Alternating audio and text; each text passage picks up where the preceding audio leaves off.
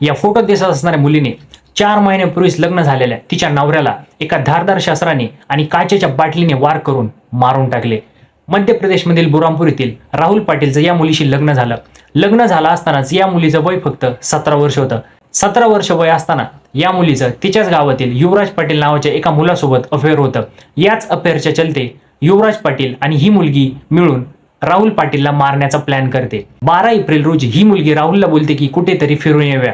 हे दोघंही फिरतात आणि शॉपिंग करतात. घरी येत असताना इंदोर इच्छापूर रोड जवळील IT कॉलेज जवळ ही मुलगी गाडीवरून चप्पल पडण्याचं नाटक करते.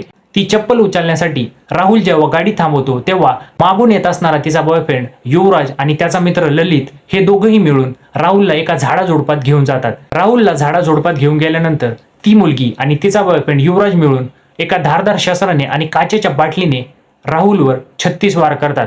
या ठिकाणी राहुलचा जागीच मृत्यू होतो आणि त्याच्या मृतदेहाला ते तिथेच फेकून देतात. राहुलला मारल्यानंतर ते दोघंही रावेर स्टेशनला जातात आणि त्या ठिकाणावरून उज्जैनला पळून जातात. 13 एप्रिल रोजी राहुलचा मृतदेह लोकांना दिसतो आणि घटनास्थळी ते पोलिसांना बोलावतात. राहुलची ओळख पटल्यावर त्याच्या घरचे त्या मुलीवरच संशय दाखवतात आणि तिच्या अटकेची मागणी करतात. मुलीच्या घरी चौकशी केल्यानंतर त्यांना कळते की तिचा लग्नाच्या आधी युवराज पाटील नावाच्या एका मुलाबरोबर अफेअर होतं. त्यानंतर ते युवराजचाही शोध घेतात. युवराजच्या मित्रांना पकडतात आणि ते सर्व काही खरं सांगतात. मग युवराजला पकडल्यानंतर तो सर्व काही कबुली देतो की या मुलीचाही या खुनामध्ये पूर्ण समावेश आहे.